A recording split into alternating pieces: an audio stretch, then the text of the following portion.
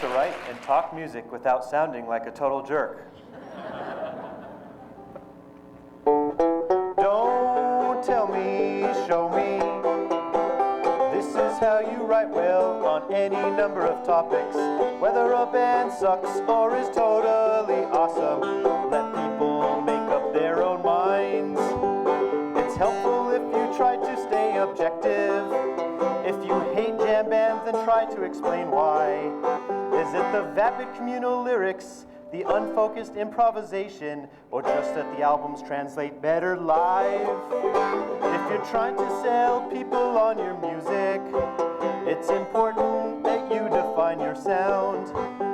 Instead of saying your band plays a little of everything, just tell the truth and say you play white guy blues. See? Now I'm interested. Most songs comprise several verses. They are the meat of your song. A chorus is a motif that repeats several times and wears that confounded bridge. A major chord connotes happiness like this C major. Minor chords can sound dark or sad, but that's cultural.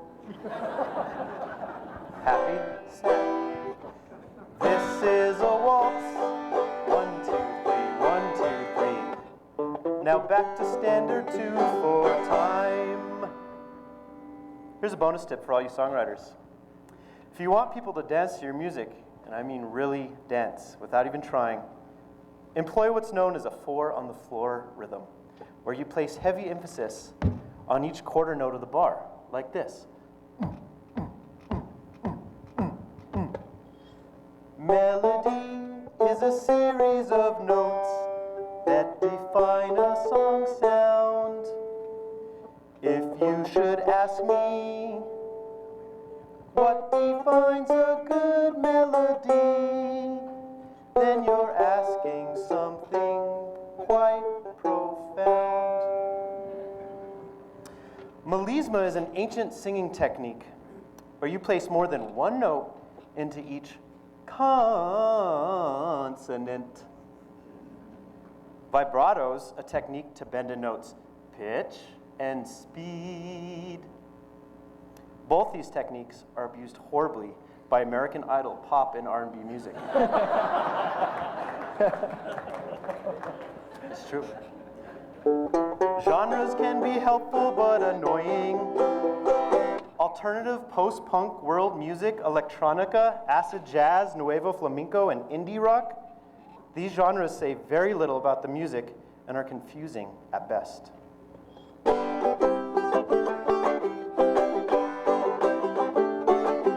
1-4-5 is the most common chord progression in the history of popular song.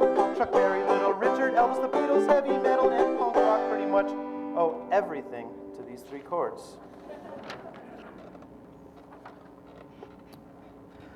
There's a difference. Vocoder, think domo erogato, Mr. Roboto. Talkbox, think California love. Or if you're a baby boomer, do you feel like I do? Autotune, think do you believe in love after love?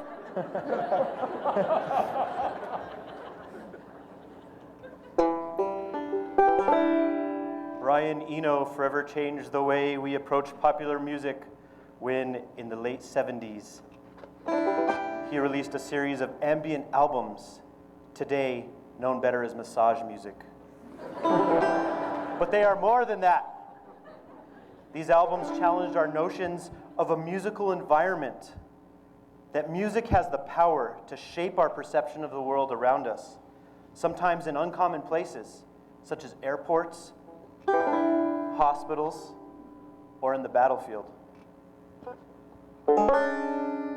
In medieval times, playing this chord might have gotten you killed. It contains tritones, also known as the devil's interval, so named for its heavy dissonance. In 1913, Stravinsky's The Ride of Spring Ballet caused a riot among the Parisian bourgeoisie, largely due to its unexpected use of dissonance and primal rhythms. According to scientist Robert Krulwich, B-flat played to alligators is the only note that will send them into a frenzy. B-flat gets trapped in the corners of our homes in mysterious ways, and in 2003, NASA scientists calculated that black holes hum in the key of B-flat. It's built into our genes that as we age, we lose our sense of adventure. Think about it. How many 65-year-olds do you know that go out and get their first tattoos or their tongues pierced? The same can be applied to music. You have to work to stay out of your musical comfort zone. Perhaps music hasn't gotten worse over the years. Maybe your sense of adventure has waned. Last year, researchers discovered the oldest known man-made instrument, a 40,000-year-old flute carved from mammoth ivory. Researchers say it's evidence that music may have given the first modern humans a survival advantage over the Neanderthals. Music is a universal language, a dialogue, not a monologue. Remember what Louis Armstrong told us, that all music is folk music. Research has shown that music has a profound effect on people's health. Alzheimer's, Tourette's syndrome, autism, and depression are just some of the maladies that employ music therapy. The Mozart effect postulates that classical music can improve intelligence, but that was more of a marketing scam. Train your listening ear. Listen to music that challenges you. Listen to music from other cultures. Listen to music you hate with a fresh, unbiased ear. Put on Miles Davis's jazz masterpiece, Kind of Blue, and listen to the saxophones. Is that John Coltrane on tenor or Cannonball Adderley on the alto? Learn to tell the difference. Change takes place in the margins. Support the arts. Support live music.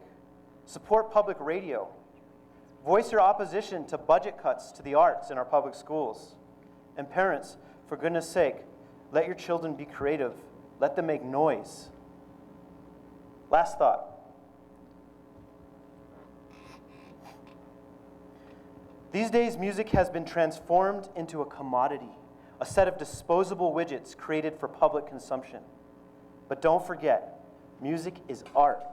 It's a reflection of culture and emotion, a snapshot of the time, the aesthetic of the human condition. Okay, I'm really starting to hate myself right now, the way I'm talking. So let's go back to old trusty. This is the end of my slideshow. I hope that I made it work. Music is a universal language. Sorry if I sounded like a jerk.